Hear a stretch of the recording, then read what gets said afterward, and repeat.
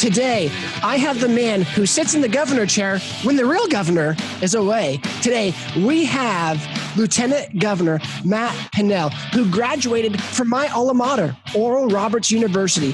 He is the chairman previously of the Republican Oklahoma Party from 2010 to 2013, as well as Republican National Committee as well. But right now, he serves as the 17th Lieutenant Governor of Oklahoma, as well as the Oklahoma Secretary of Tourism and Branding. So welcome to the show, Lieutenant Governor Matt Pinnell. Let's give him a round of a hand. Thank you, man. My pleasure. Well, thank you so much for coming onto the show today. How are you? Evan, I'm doing great, man. Yeah, it's Friday. Which is a good thing. We are extremely busy right now inside of our state government, but the great news is that we just finished our legislative session, and we had a really good one. So we're feeling good right now. Awesome. Well, I am super glad that things are going well, and I got to tell you, your terms, both you and Governor Stitt, it hasn't been an easy term. We've had flooding, we've had COVID, a whole bunch of things. So, just right off the bat, how do you guys handle such adversity, handle such difficulty, as well as allowing people to keep individual freedoms? Yeah. Because really, it could have been easy to take and strip freedoms away. Yeah, no, it's a great question because it was a balancing act for a lot of states. In Oklahoma, we chose to say, listen, it's cities. The governor, kind of said, listen, cities can choose to do masks or no masks, but as the governor of the state of Oklahoma, we're not going to institute a statewide mask mandate. Some people approved of that. Some people didn't approve of that. But we really put it on. We really wanted cities to make those decisions, whether it was a small city or a large city. And really, at the end of the day, it's personal responsibility of that individual. Just me and my wife and I and our 4 kids, we sat around dinner tables over the last year and a half talking about what we were going to do as a family as well.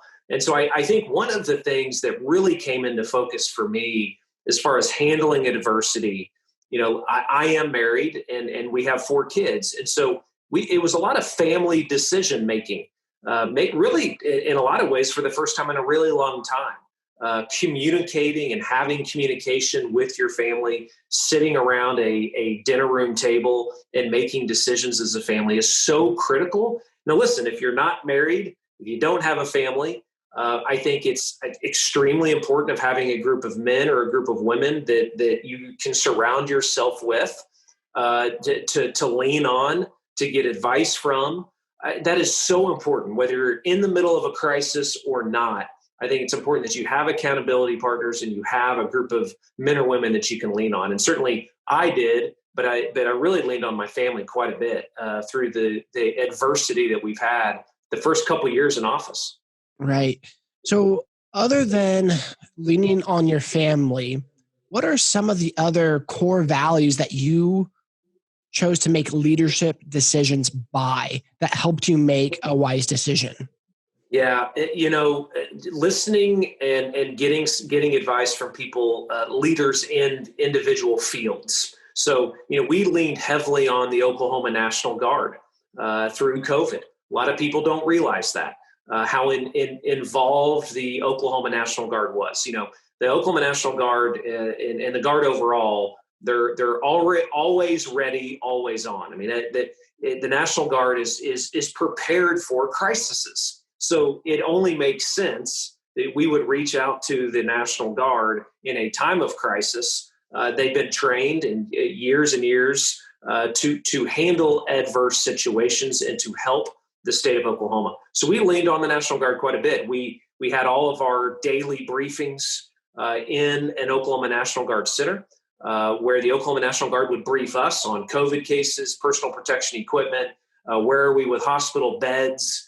I mean, all of those things, when we were really knee deep into this, we had the National Guard there who was trained in these situations. So we didn't want to just have an ego about this. Well, no, listen, we're politicians. We're going to make these decisions on our own. We wanted to make sure that we brought people into the fold. Yes, healthcare workers, but also, again, something in an organization like the National Guard that is trained in these areas. So again, it's another thing that we really, I think really was a teachable moment for me as well. Don't let our egos get in the way. Yes, we have core principles. We have true norths that we as individuals and as elected officials are going to adhere to. But it is extremely important that politicians or anyone in leadership surrounds themselves with folks that have expertise in different areas. You can't do it all by yourself. If you try to do that, a lot of times you're going to fail. And we saw that through the last year and a half. We were able to lean on people that really helped us and really positioned Oklahoma to be a leader. Yeah. As an Oklahoman, I really do appreciate how it was handled. And even though I personally never much wore a mask, that's because my specific city didn't mandate it. And so I'm even more grateful to the local city ordinances that didn't require it as well. So, we were talking about crisis and leadership and how, a lot of that teaching and fundamental stuff of how to make decisions comes from the way you grow up. So tell us a little bit about who you were and where you came from and how you kind of got to this point. Yeah. So grew up in Tulsa, Oklahoma. I'm a Tulsa boy, and we still live in the Tulsa area. Kids go to school at Jinx and in the South Tulsa area. The city of Tulsa really gave me every opportunity to be successful. I was always surrounded by teachers or people at my church that really helped me along the way. They cared about me as an individual. I wasn't just a social security number or something like that at school. And in a lot of cities in other states, I don't know if you have that, but in Oklahoma, I think the people of Oklahoma is our greatest asset as a state. We help our neighbors. We help each other out. And I saw that growing up in the city of Tulsa. The arts that were the art scene here in the Tulsa area, how spoiled we are, right? To have, Philbrook and Gilcrease and Willow Rock and all of this history that's just right out our front doors. It's truly remarkable. And again, I grew up around that. The amazing outdoor recreational activities that we have. So, I grew up going to state parks, and why I have a love of the great Oklahoma outdoors today is because of growing up and going fishing with my grandfather. And so I look back again in a city like Tulsa that I've been able to grow up in green country with all these amazing tourism opportunities and all the great culture and history that I've grown up around. It really instilled in me a love for marketing and advertising of the great outdoors and just the love of the state of Oklahoma. And I would have had that, I think, growing up in any town across Oklahoma, but being a Tulsa boy, I think, added to it. Right. There's a saying, you don't know what you have until it's gone. So growing up, I grew up in Kansas.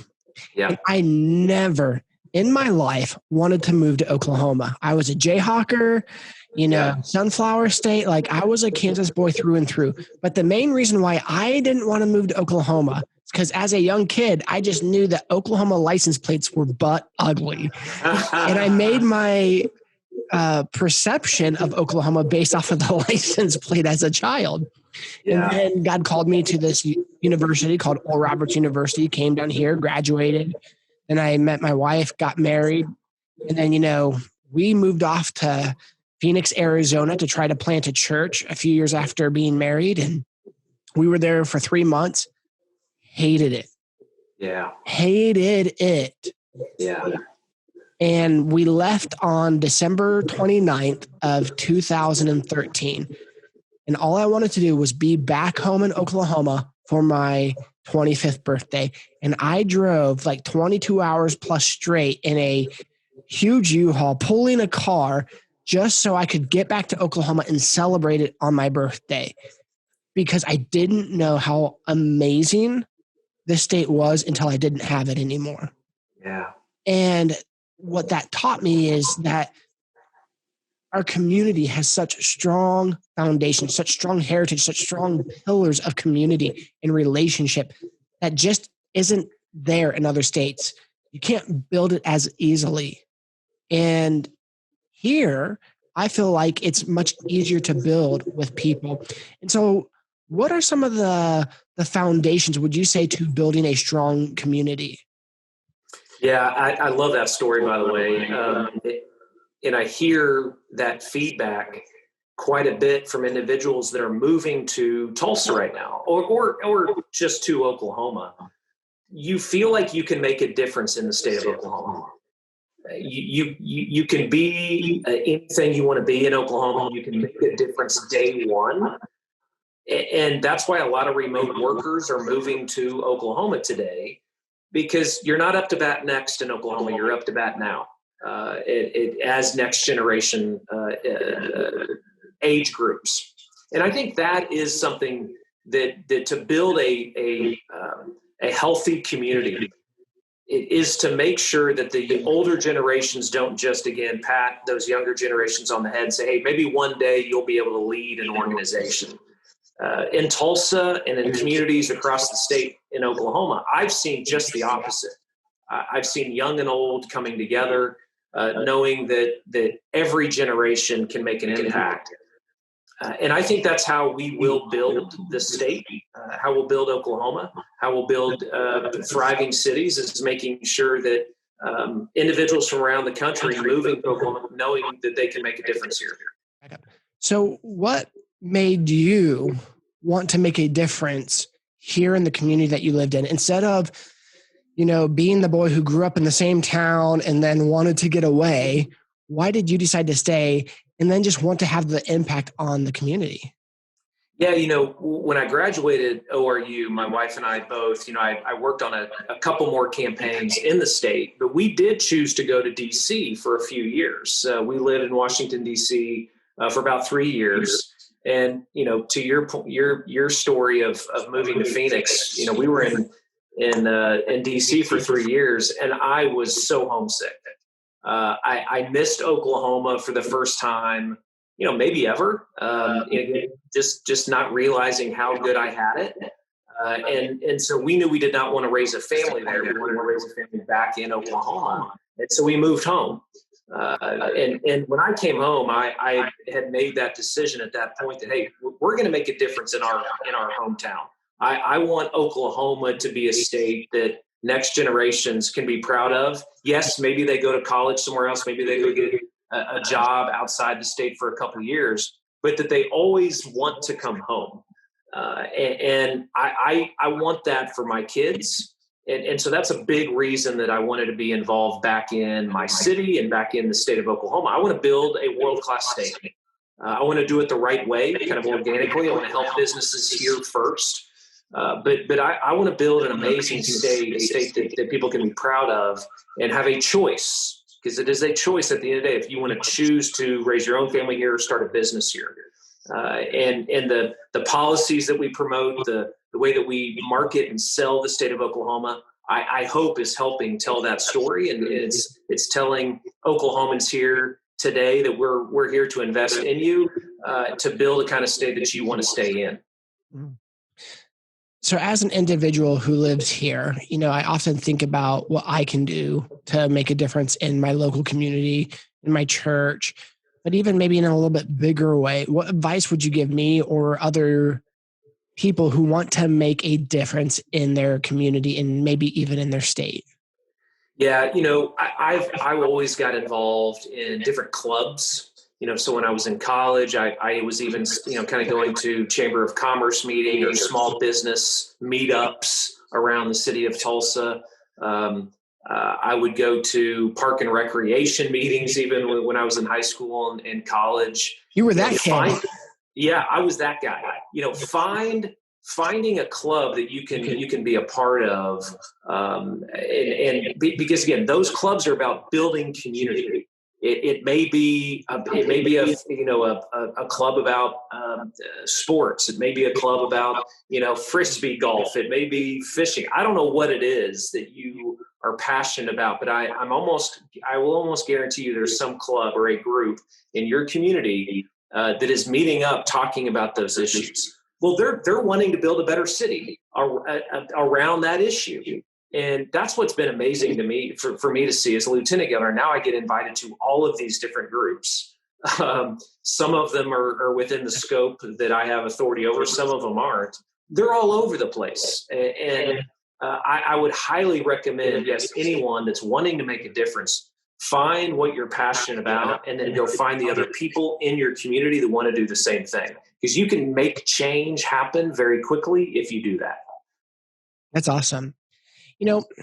The position that you have, you get a large 50,000 foot view of everything that's going on in the state, as well as you get an even much larger view of what's going on around the U.S. than someone like myself. You're more informed.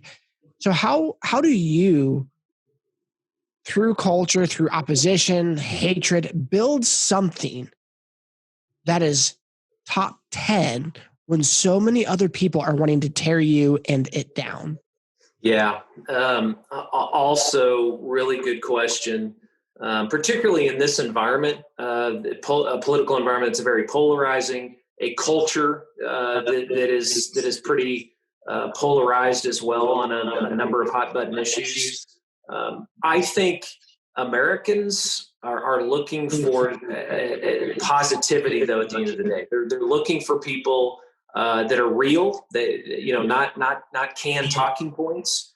But what I have discovered is when I'm giving a speech, and yes, I'm a conservative, I'm a Republican, but if I'm real about it, if I come at it with being honest and open, no ego about it, then I can break down a whole lot of walls, and that there are a lot of common themes that Oklahomans or that Americans truly believe in. There's always going to be dividing lines when it comes to politics, but I am still convinced that Americans do want leaders that they can rally behind, and even if they don't agree with them 100% of the time, if they can find an individual, say, well, at least this person's being real, they're being open, they're being honest, because there does have to be an honesty about it, and you got to drop your ego. Then if you're willing to work with other people, then you can break down a whole lot of walls. There's always, like I said, at the end of the day, there's always going to be some dividing lines on policy. But that's the way that I've always tried to lead, and I've tried to do that as lieutenant governor. I think we've been pretty successful at it. Some wins, some losses, of course, but that's the way that I've always kind of tackled issues and tackled adversity. But I certainly have had to learn, and this is something that I tell, particularly high school kids growing up, that are addicted to these phones today and getting that dopamine hit, right, of getting likes on social media. You don't have to be loved by everybody. There's a great movie called The Greatest Showman, and there's a lot of great life lessons in that movie. But there's a scene in that movie where his wife is telling her husband, who's trying to be loved by everybody, hey, listen, babe, you don't have to be loved by everybody. Just a few people is enough. And I think that is something that we need to learn as a society, is that if you chase those likes on social media too much, if you're trying to be loved by everybody, guess what? You're going to fail at that. And that means you're not taking stances on issues either, if you're trying to be loved by everybody. And I've had to learn that. I've had to learn that through politics, that when you make decisions, some people are going to like those decisions, some people aren't. And I think that's a lesson that we all need to learn, no matter what industry we're working in. Yeah, no, those are some great points as well. A lot of people don't know this, but your wife, and I don't know how much involvement you've had, I'm sure your wife gets a lot of credit. You both have created a family business that has kind of revolutionized some of the way infants are cared for when they travel in the grocery stores and other places. So tell us what your wife created and kind of a little bit about your guys' business in general and some of the lessons that you've learned through the business process. Yeah. So, my wife is an entrepreneur and an inventor, and she invented what is known today as the Binksy Baby shopping cart hammock. So, if you go anywhere with shopping carts and you see a mom or a dad pushing a shopping cart with a hammock that's clipped into that shopping cart, that was my wife who invented that. She taught herself how to sew. Her and I were packaging these up in our kitchen 7 or 8 years ago. Had no idea really what we were getting ourselves into. And today she runs a pretty large international baby product manufacturing business. Very proud of her. We've learned a lot of things, the highs and lows of running a small business for sure. But one of those things is just working with international markets, making products. Why so many products are made overseas and not in America also. We got laughed out of manufacturing facilities in America when we asked if we could make this baby hammock in America. Way too many barriers were up when we were trying to manufacture that in America. That's why most things are made in China. I'm looking to reshore as much operations as we can in our current business, but we should be doing that in every business. And so we've really learned, and again, the harsh reality of how hard it is and cost prohibitive it is to make products in America. We've got to address that issue. It's not an easy answer. I wish I had a silver bullet for it, but I don't. But it's something we're certainly trying to fix.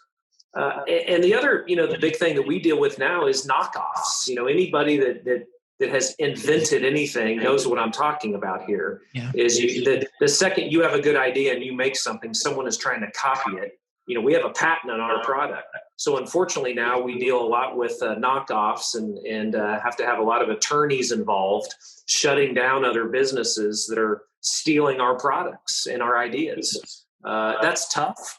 But I guess you could say it's a good problem to have that we created a product that's pretty successful. And I want to help small business owners across Oklahoma. It's another big reason that I ran for lieutenant governor is I want small business owners and entrepreneurs in Oklahoma to know that Oklahoma is here to help them. You don't have to go to Houston or Kansas City or Denver to start your business. We can put you through an accelerator, an incubator right here in Oklahoma. We can find angel investors to invest in your company. We've got to tell that story, and we've got to tell business owners that you can be successful here in Oklahoma. And that's another big passion of mine as lieutenant governor. Awesome. I like to end each show with the same 3 questions. And, a lot of people struggle with negative self-talk. There's lies or deceptions that we believe about ourselves or limitations that we think we have that we really don't. So in terms of negative self-talk, what do you currently struggle with? Man, that's good. I being in a position of leadership where we are as lieutenant governor, one of the things it is staffing in the leadership element of delegating things.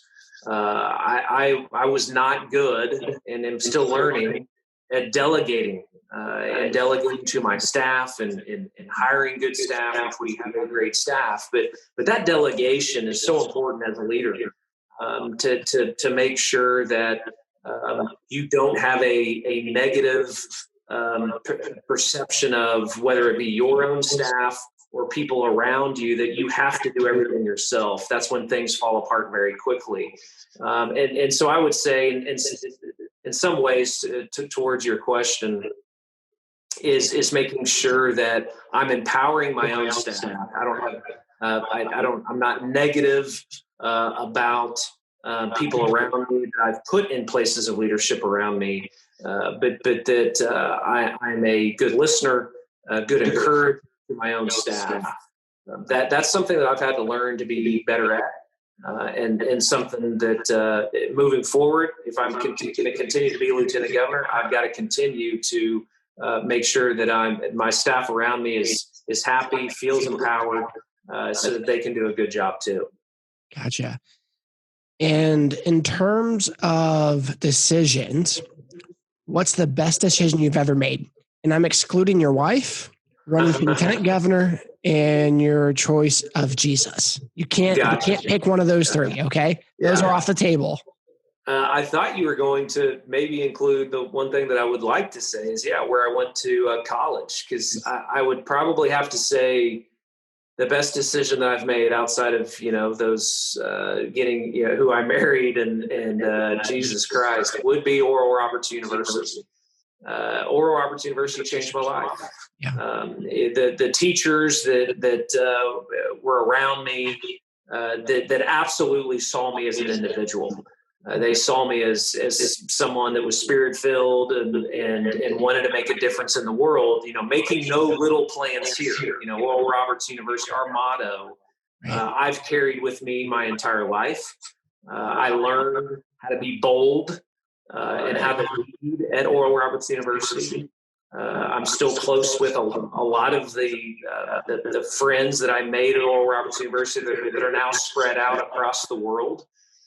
But it's why I ran for state chairman. There was the youngest state chairman in the country. I never would have been that bold to run for office that early if it were not for Oral Roberts University. I became certainly a stronger Christian, a better man, and I could go on and on. I learned how to what it truly meant to be a follower of Jesus at that university, and I'll forever be grateful to the university and the professors that I had there. What brings you peace? What brings me peace is my back patio with a cup of coffee at 6 a.m. I always tell people, wake up 30 minutes earlier than you need to wake up, and take that time to be in. For me, it's being in nature. And it may not be climbing a mountain. It may just mean going in your backyard and listening to the birds in the morning before things get crazy, and drinking a cup of coffee. For me, I've got to keep things pretty simple, right? Because I got 4 kids and, crazy schedule.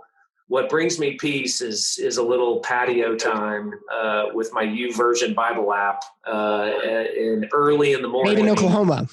Made in Oklahoma, that's right. That's what brings me peace. Certainly, yes, going to some amazing vacation destination would also give me a lot of peace too. But what can you do on a daily basis to bring you a little bit of peace, a little bit more, which will help your mental health as well? Man, for me, it's waking up a little early and having some quiet time. Now, before we go, I just want to know, do you have any breaking news for us in about 5 to 6 years if you'll be running for governor or not? If we do what we want to do as lieutenant governor, I think, yes, we probably will look at running for governor. If I said anything else, I would probably be not being honest with you. We love being lieutenant governor, though, and so we're going to do that hopefully a few more years if voters reelect us. But we very well may look at running for governor one day. Yeah, that's awesome. I think you would do a great job. Well, Lieutenant Governor Matt Pinnell, thank you so much for coming on to the podcast today. I hope you have a great day. Evan, thank you so much. I really enjoyed this. Take care. Thank you.